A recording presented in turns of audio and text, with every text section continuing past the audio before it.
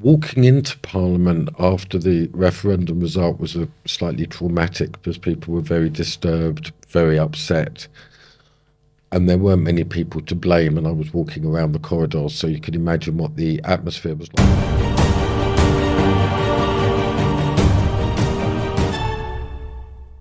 Brexit, Nigel Farage has called it. It's officially a failure. Let's discuss that. Yeah, well, I'll tell you a story about what happened to me in Parliament, which may shed some light on this. So we had the Brexit referendum, and I was in an extremely small minority within Labour who absolutely supported Brexit. Truth is, we didn't, and nobody expected us to win. So that was a bit of a shock. And walking into Parliament after the referendum result was slightly traumatic because people were very disturbed, very upset, and there weren't many people to blame, and I was walking around the corridors, so you can imagine what the atmosphere was like. And a very big man walked up to me and said, Maurice, and I said, who are you? And he said, oh, I'm the Marquis of Salisbury, born a Cecil, marry a Cranborne, and it turned out that his great-great-great-great-great-great-grandfather was Elizabeth I's Prime Minister, William Cecil. And he said to me, when was the Reformation? I went, I said 1535. He said, not bad, 1537. And he said, when was the Armada? And I knew because of Two Fat Ladies Bingo, 1588. And he said, so you see, Brexit took 50 years last time. Take it easy. Right? Now, this is a huge change that has gone on. So what have we learned? We've learned that the Conservative government is incapable of moving in lots of ways, that this interregnum is upon us. But there is a reality behind that, which points in Philip's And this direction. is a government of Brexiters, let me point out. Yeah, but they're still imprisoned within the market system of globalisation, and they can't break it. The worm of Thatcherism is not expunged from their bodies. They can't resolve this issue between restoration of national sovereignty and global markets. This we see.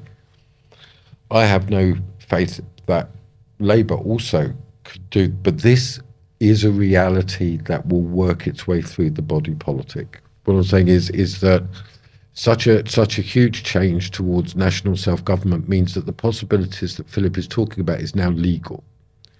Under the EU law, under Lisbon, under Maastricht, any interference with competition was illegal. Any nationalisation really was illegal. Any changes that we're talking about would have been outside the treaties, would have been an interference in the market system. So what we do have underneath all of this is the possibilities of a new politics. So Nigel Farage, I wouldn't say this very often, is right. So far, we haven't had a government that's capable of grasping these opportunities. But we do have a national system that is capable of doing it. And I think this is going to take 20 to 30 years to really, but there will be these crises. There will be banking crises. And in those moments, we have the freedom of action in order to act. And that's the important. So this is why I think that the work that Philip is doing, I ally with it and I'm interested in it, is because it is a plan of action for what to do when there's a crisis. And we will be in a very good position in that crisis because we can act. And all I'd add, I completely agree with Maurice, I'd add that the ECB is not accountable to anybody. It's crazy. This is the European Central Bank that doesn't have to account to anybody, that the European Commission isn't accountable. It's based on the Soviet model. We have to recognise that we have capabilities, the UK. We've got talent. We've succeeded in the past. We don't need to be part of any other organisation. We now have the autonomy to do it, but we haven't done it. We haven't even started on the agenda because we haven't grasped the nettle of... Do you not think we could have stayed in and tried to reform from within and kept the benefits? That was what was clearly out of the question. I'm just saying is that in order to do that, you had to have unanimity of all European states for the changing of treaty laws. That particularly Maastricht and Lisbon was the enshrinement of an eternal capitalism for all time. I mean, that's the way that the European Court worked in its judgments. And they weren't going to budge on the free movement. Not just on free movement. No, it's free movement of labour, but it's also free movement of capital, goods and services.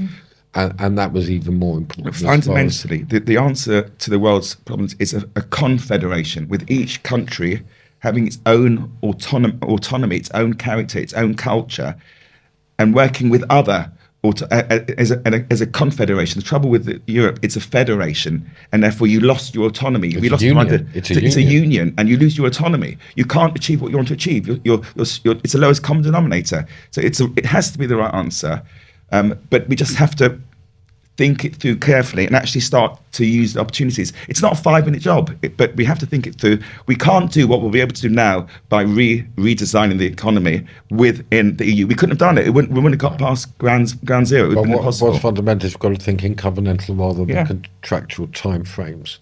So, to reverse the usual statement, only where there's a will is there a way, I would reverse that and say only where there's a way is there a will. And at the moment... And that's what we have now with Brexit, isn't it? Yeah. So that is the way. Yeah.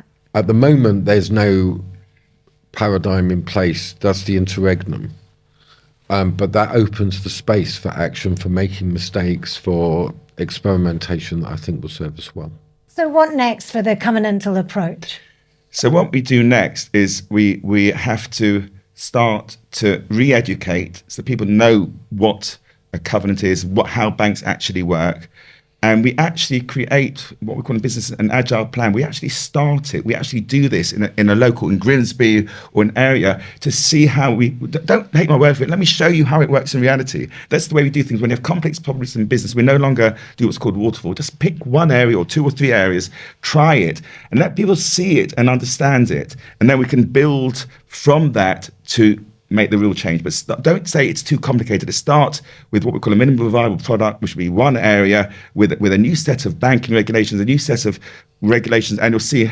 And by the way, it actually happened once in 1933 in Virgil, where this kind of approach was actually tried, and it succeeded. It was only there for a year, but it did succeed. And there's a film which explains that, which is called Shillings from Heaven, which actually shows you what can be done when you start thinking with a blank sheet of paper.